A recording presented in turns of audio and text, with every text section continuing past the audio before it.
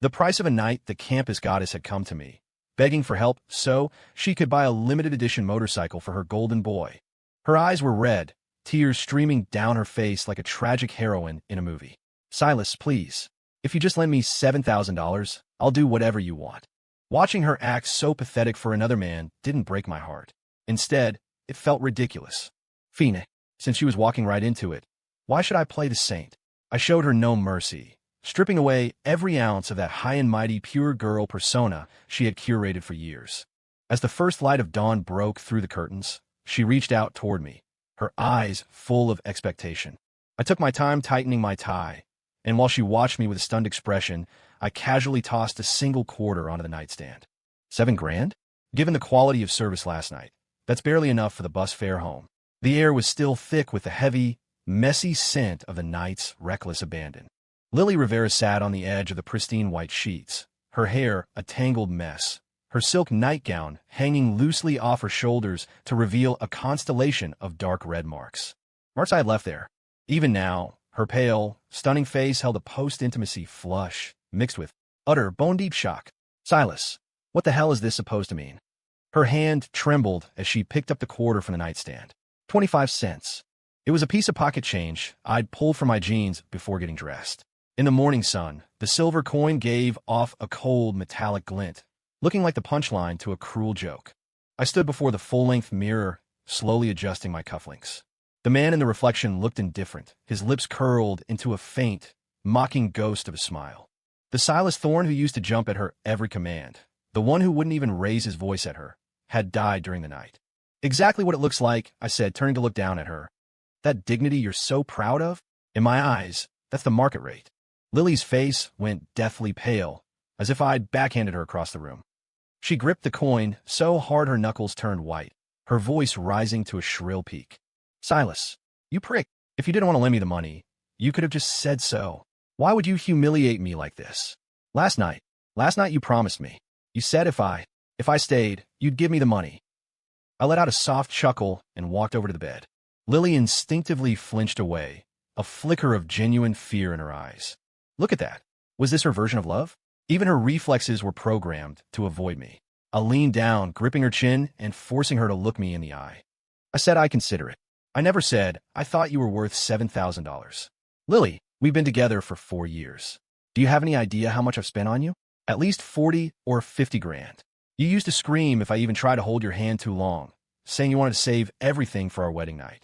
And yet here we are. I increased the pressure on my fingers slightly, watching her wince in pain. You were willing to crawl into my bed just to help Jax Miller buy some overpriced bike? Wow, truly a love for the ages. At the mention of Jax Miller, Lily's eyes flickered with a strange, defiant spark. She slapped my hand away and hissed. He needs that bike for the city championships. It's his dream. What would a corporate drone like you know about passion? All you care about is your 9-to-5 and your paycheck. Besides, I never said I wouldn't marry you. I gave you what you wanted last night. What else do you want from me? Silas, don't be a monster. Just Venmo me the money right now, or I'll kill myself. I mean it. If this had been a year ago, a single frown from her would have had me handing her my heart on a silver platter. But now, I just felt sick. I straightened up, pulled a sanitizing wipe from a pack, wiped my hands, and tossed it into the trash can. You want to die? The window's right there. 18th floor. It should be over pretty quick. Just make sure you put some clothes on first. I don't want you traumatizing the neighbors on your way down. Lily was stunned. She stared at me as if she were seeing a complete stranger. Tears began to roll down her cheeks, heavy drops soaking into the expensive sheets. Silas, what happened to you? You weren't like this. Are you blaming me? I know, you're upset about Jax, but we're just friends. I just wanted to help him reach his goals. She started her routine, the sobbing, the guilt-tripping, the soft knife approach she used to carve pieces out of me. Too bad for her. I didn't have any pieces left to give. I grabbed my briefcase and walked to the door, pausing at the threshold. Lily, remember this. As of today, we're even. As for that $7,000, I looked back at her with a sneer. Go ask your golden boy Jax for it. See if you're worth $7,000 in his dream world. I pulled the door open and walked out without looking back. Behind me, I heard the muffled thud of a pillow hitting the door, followed by Lily's hysterical screaming. Silas, you're going to regret this. Get back here. Walking out of the apartment complex, the cold morning air hit my face. I took a deep breath, feeling a sense of liberation I'd never known. I pulled out my phone. There were a dozen unread messages from Lily sent during the night. While she was lying under me, enduring my touch, she had been busy calculating how to get the money to Jax. Babe, is the money ready? The dealership is being really pushy. I just need the down payment. Jax said he'll figure out the rest. Hurry up. I'm doing this for you, remember? Looking at the words now, the irony was suffocating. I swiped the screen and tapped on a pin conversation. The contact was saved as the old man. Probation period is over. When are you coming back to the firm? The board members are dying to meet the heir. I typed back a short reply. Give me 2 more days. I have some trash to take out first. I pocketed the phone and headed toward the dusty Porsche Panamera tucked away in the far corner of the parking garage. I'd kept it under a tarp for years to experience the real world. For 4 years to maintain the persona of a struggling young professional. I'd driven a beat-up Toyota Corolla, squeezed onto the L train with Lily, and eaten at Greasy Spoons. I'd even pulled double shifts for 3 months just to buy her that entry-level Hermes bag. Looking back, I was a pathetic fool. As I sat in the driver's seat, the phone buzzed. It was a voice memo from Lily. Her voice was thick with tears and sharpened with venomous hate. Silas, you really did it. You're not giving me the money? Fine. I'll find a way myself. But I'm telling you, I will never forgive you for what you did to me last night. We're over. We're done. I listened to it with a blank face and tossed the phone onto the passenger seat. Breaking up? Perfect. Save me the breath. I cranked the engine, and the roar of the V8 echoed through the empty garage. I drove straight to the largest motorcycle dealership in Chicago, the Red Line Hub. Word was the Ducati V4 SP2 Jax had his eye on was sitting right there. When I arrived, the manager's eyes went wide. He recognized the top-trim Panamera instantly and practically ran out to greet me with a polished smile. Sir, can I help you find something special today? I nodded, scanning the showroom floor. That V4 SP2, is it still available? The manager paused, offering a fawning grin. You have excellent taste. It's a limited edition, just arrived 2 days ago. However, a young man was in here looking at it. He said he was coming in today to drop a deposit. A fellow named Jax Miller. The corner of my mouth quirked up. Oh, did he pay yet? The manager shook his head. Not yet. He said he'd be here by 10. I checked my watch. 9:30 a.m. I'll take it. I pulled out a black Amex Centurion card and held it between 2 fingers. Full price. Cash. I'm taking it home now. The manager's eyes nearly popped out of his head. Anyone in this business knew what that card meant. First come, first served? In the face of absolute wealth, that was a fairy tale for the poor. Absolutely. Please have a seat. I'll get the paperwork started immediately. The manager's voice trembled with excitement as he took the card and practically sprinted toward the finance office. I sat on the leather sofa in the lounge, sipping a cup of premium roast. Through the floor-to-ceiling windows, I saw a red Mazda pull into the lot. The door opened. Jax Miller stepped out, wearing a flashy, over-designed riding suit, spinning a helmet on his finger with an arrogant swagger. And from the passenger's side stepped Lily. She had changed clothes and applied makeup to hide her haggard complexion, though her gait was still a little stiff. I narrowed my eyes. She got the money that fast? Figures. She was the campus goddess, after all. I wasn't the only sucker in her contacts list. But I'd bet anything she hadn't scraped together the full amount. Or rather, I wonder what price she paid for it. Jax wrapped an arm around Lily's waist, looking like he owned the world as he pushed through the glass doors. Hey, Miller, where are you? He shouted. The king is here to collect his throne. His voice was loud enough for the whole street to hear, desperate to make sure everyone knew he was spending money. However, he wasn't met with a warm welcome. The manager, who was busy processing my paperwork, didn't even look up as he called out, Sorry, Jax. The bike's gone. The taste of reality, the air, seemed to freeze for a few seconds. The smirk on Jax's face stayed plastered there like he'd been hit by a pause button. Lily froze too, her hand instinctively tightening on Jax's arm. Gone? What do you mean gone? Jax snapped out of it and stormed over to the counter, slamming his hand down. Manager, don't screw with me. We had a deal yesterday. You said you'd hold it. I brought the money. Who the hell took my bike? The manager finished the transaction, respectfully handed my black card back to me, and then turned around with a strictly professional expression. Mr. Miller, business is business. You had a verbal reservation, but no deposit. This gentleman here just paid the full amount in cash. If you're still interested, we have a V2 in stock. Would you like to take a look? Moving from a V4 to a V2 wasn't just a drop in specs. It was a massive blow to the ego. For a guy like Jax, who valued status more than his own life, it was an insult. Gentlemen, Jax spun around, his eyes scanning the lounge like a predator. Finally, they locked onto me. In that instant, his face went through a spectacular range of emotions. Shock, disbelief, rage, and finally a thick layer of mockery. Oh, I see. Look who it is. Jax let go of Lily and sauntered toward me. If it isn't our campus queen's little lapdog, Silas Thorne. Lily's face went white when she saw me. Her eyes were wide with panic. She never expected to run into me here, especially not as the buyer. Silas? What are you doing here? Lily bit her lip, her voice trembling. I ignored her and looked calmly at Jax. I bought the bike. You have a problem with that. Jax snorted, looking me up and down. You? Buy this? Silas, stop acting. Everyone knows you're just some office drone. Your monthly salary barely covers one of Lily's handbags. This bike is nearly 50 grand out the door. You couldn't afford this if you sold both your kidneys. Did you wander in here to play pretend and the manager actually fell for it? He turned back to the manager. Hey, don't let this kid play you. He's broke. That card he gave you is probably fake. Before he could finish, the manager walked over with the sales contract and the keys. Mr. Thorne, everything is in order. We've attached the temporary plates. You can ride it out whenever you're ready. Also, here is our complimentary lifetime maintenance card. Please keep it safe. The red Ducati key fobs glinted under the showroom lights. Jax's voice died in his throat. He looked like a duck that had been suddenly choked. He stared at the keys, then back at me. Full cash. Lily was even more stunned, her hand flying to her mouth. She knew my financial situation better than anyone, or so she thought. Every month, my paycheck went to her. Aside from a bit of gas money, everything I earned was spent on her. Where could I possibly get $50,000? Suddenly, a thought struck her. She rushed forward, pointing a finger at me. Silas, where did you get that money? Have you been hiding money from me this whole time? You had 50 grand? Why did you lie to me last night and say you didn't have 7? You'd rather buy a stupid motorcycle than help Jax achieve his dream? What kind of twisted person are you? Her voice was shrill and pierced through the showroom. Other customers were starting to turn and stare. I looked at her righteous indignation and found it pathetic. It's my money. Why should I have to report my spending habits to you? I stood up and took the keys. And another thing, Lily, I have plenty of money, but I'd rather throw it into a furnace than spend another cent on you. Is that reason enough? Lily stumbled back, her eyes brimming with tears. How can you say that to me? Silas, you've changed. You used to love me so much. Love, I sneered, leaning in close to her ear to whisper. The cost of loving you is $0.25 a pop. It's too cheap.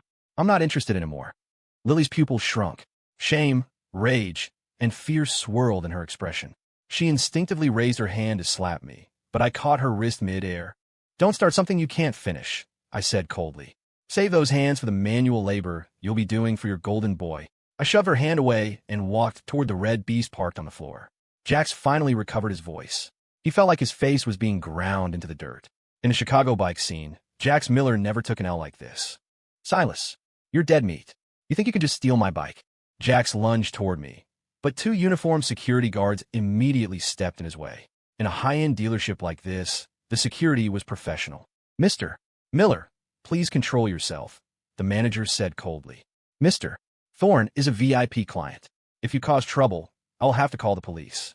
Jax's face turned a bruised shade of purple, his chest heaving. But he wasn't completely stupid. He knew he'd lose a fight here. He pointed a shaking finger at me. Fine. Silas, you think you're tough. You want to play with me? Just wait. Roads are slippery in Chicago. Be careful you don't end up a grease spot on the asphalt. I slid my helmet on, blocking out his noise. I hit the ignition, and the V4 engine let out a predatory roar that vibrated in everyone's chest. I tilted my head, looking through the visor at the woman I used to treat like a treasure. She was standing next to Jax, clutching his sleeve and trying to explain something, while Jax looked annoyed and shoved her away. The show was just getting started. I eased the clutch out, and the bike shot forward like an arrow. I left behind nothing but a cloud of exhaust and 2 pathetic clowns. I didn't go home after leaving the dealership. Instead, I rode to the heart of the Gold Coast, the executive lounge at the top of the Ritz-Carlton. This was Sloan Sterling's territory. I pushed open the heavy oak doors. Jazz music flowed through the dimly lit space. At this hour, the lounge was nearly empty, except for a woman sitting at the bar in a black slip dress. Her long curls were draped over her shoulders, and she was swirling a glass of neat whiskey. That was Sloan. Hearing footsteps, she turned. Her captivating eyes sparked with surprise. Well, look who it is, she said. The great Silas Thorne, king of the simps. What's the matter? Don't you have a lunch date with your little goddess? She set her glass down and rested her chin on her hand, looking at me with a playful smirk. I tossed my helmet onto the bar and took the stool next to her. Give me something strong, I told the bartender. The man looked at Sloan, and only when she nodded did he start mixing. We broke up, I said simply. Sloan froze, then burst into a fit of uninhibited laughter. Ha ha, finally. God, Silas, should I open a bottle of vintage champagne to celebrate? I told you years ago that girl was a high-level gold digger, but you wouldn't listen. You even blew off the merger marriage your family arranged just to play poor boy to test her true love. So, how'd the test go? I took the drink from the bartender and down a large gulp. The spicy liquid burned my throat, leaving a bitter almond aftertaste. 1/4, I said. Sloan arched an eyebrow. What about a quarter? Last night, she crawled into my bed for $7,000. Afterward, I gave her a quarter. Sloan's expression was priceless. She stared at me for a long beat, then slowly gave me a thumbs up. Bravo, Silas. That is cold, petty, and absolutely satisfying. But her tone shifted, her gaze sharpening. Knowing that girl, she's not going to just walk away. Especially not that Jax guy. He's a bottom feeder. You stole his bike today and humiliated his girl. He's going to look for trouble. I swirled the ice in my glass. I want him to look for trouble. If he doesn't, how am I supposed to bury him? Sloan saw the coldness in my eyes, and her smile deepened. So, the real Silas Thorne is finally back? What do you need from me? I looked at the woman who had grown up with me, the one who had always stayed by my side regardless of my idiocy. Compared to Lily's fake innocence, Sloan's raw ambition and honesty were far more intoxicating. Run a deep background check on Jax Miller. Everything. Bank accounts, history, everything. I pulled a card from my pocket and slid it across the bar. There's a party tonight.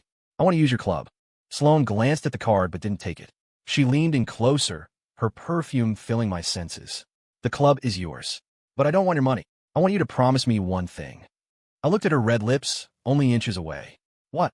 Sloan reached out and tapped my chest with a manicured finger. Tonight, I'm your date. And if Lily shows up, I wouldn't mind teaching her what it actually means to be untouchable. The party and the truth as I expected, Lily wasn't giving up. By that afternoon, my phone was blowing up with texts. She had switched to a carrot and stick strategy. First, she sent a series of essays, reminiscing about our 4 years together. Everything from saving seats in the library freshman year to our graduation photos. Every line was dripping with, I love you. I was just forced into it. I only did it to save Jax. When I didn't reply, she started the pity party. Silas, I'm literally broke. Jax didn't get the bike, and he can't get his deposit back. He's in a terrible mood and keeps blaming me. My credit cards are maxed out, and my landlord is threatening to kick me out. Can you just send me my allowance for this month? It's not much, just $1,000. Even if it's a loan, please. I'm begging you. I looked at the messages and laughed. Before, as soon as my paycheck hit, I'd Venmo her $1,000 for expenses, pay her credit cards, and cover the rent and utilities. With whatever was left, I'd take her out to dinner and save up for her gifts. And me?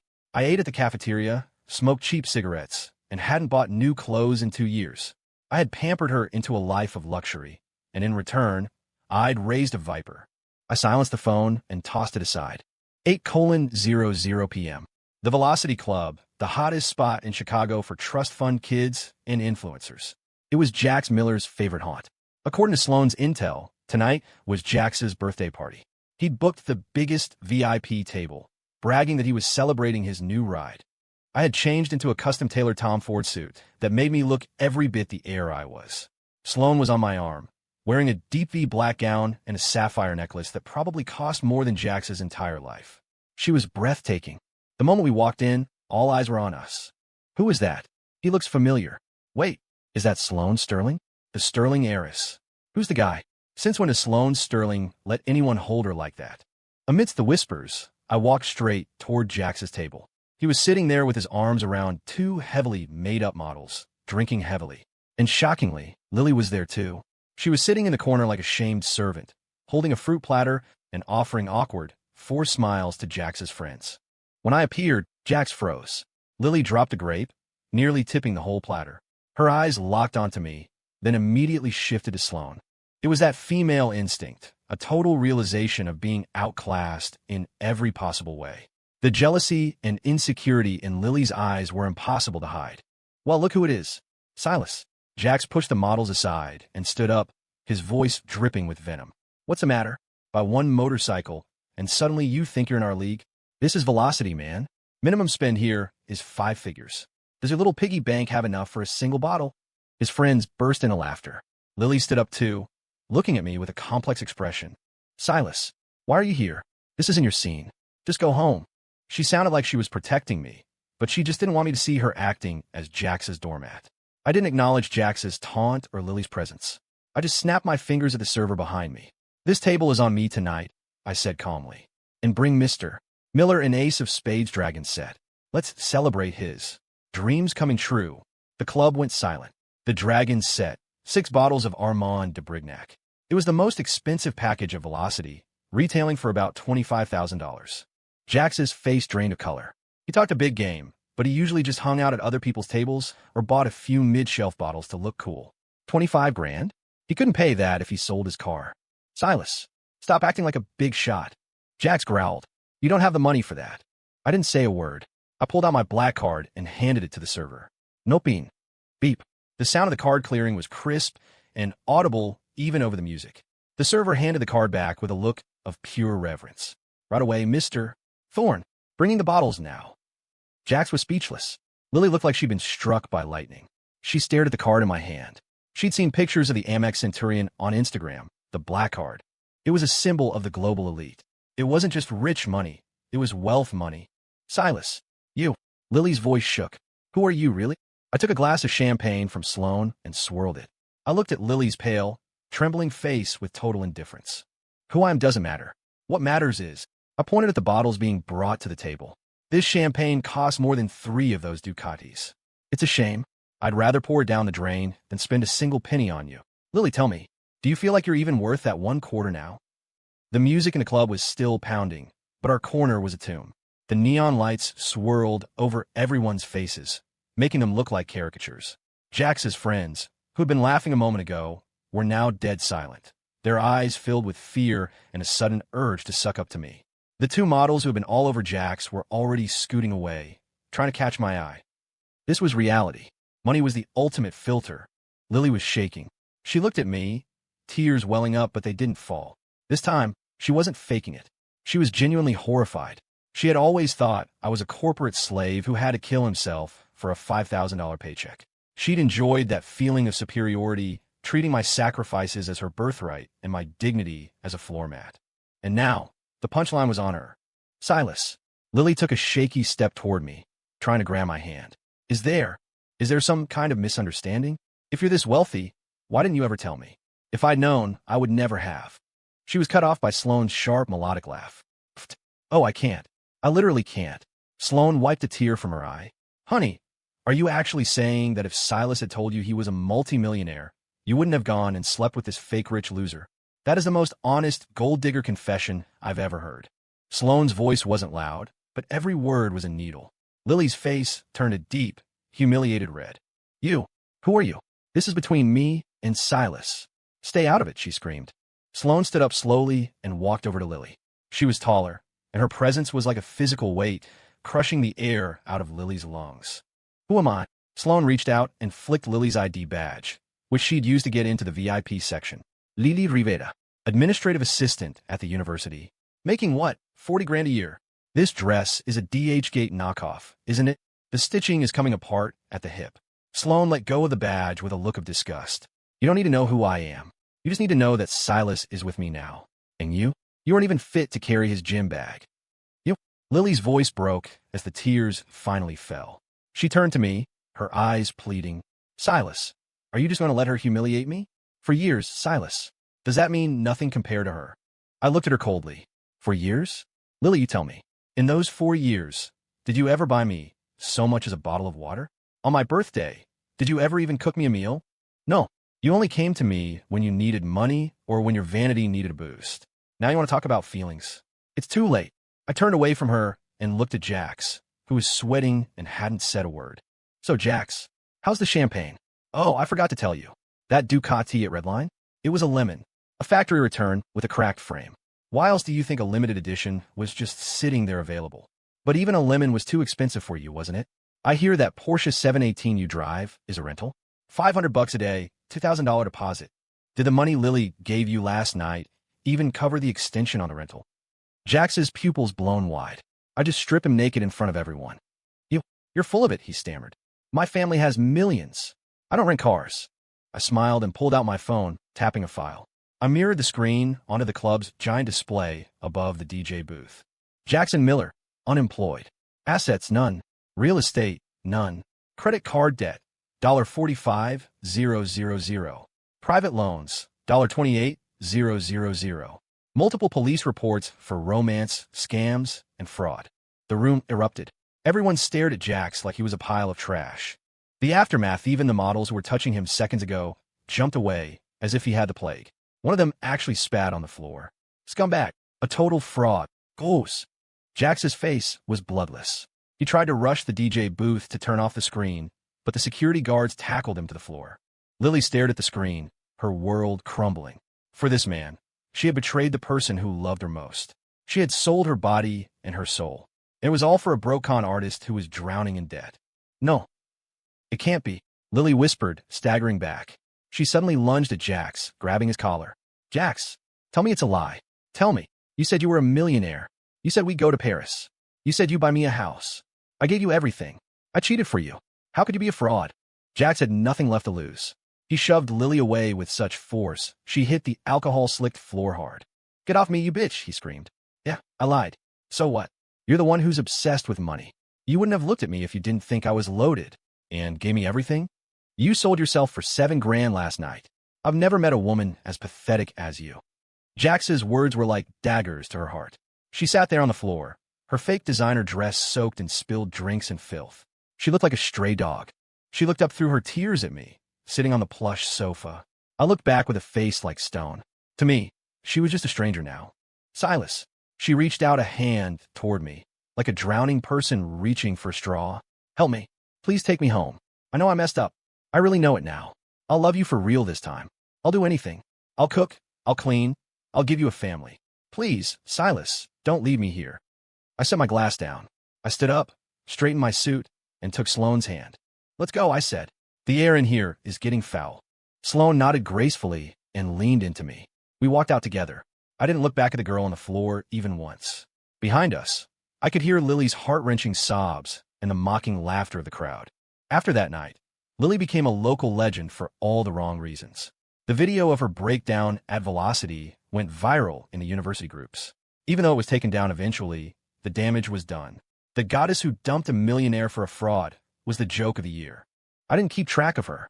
I went back to the family firm, and the workload kept me too busy to care. Sloan became my partner in business and more. We were a perfect team. Life was back on track.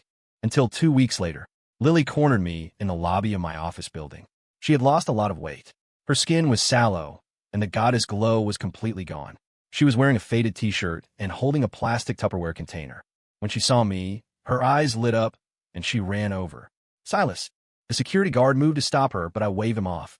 She stopped in front of me, nervously tucking a strand of hair behind her ear and trying to force a smile. Silas, are you off work? I made you some pasta. Your favorite, with the spicy marinara. You used to always cook for me, so I wanted to learn how to do it for you. She held out the container, her eyes full of desperate hope. I looked at the Tupperware.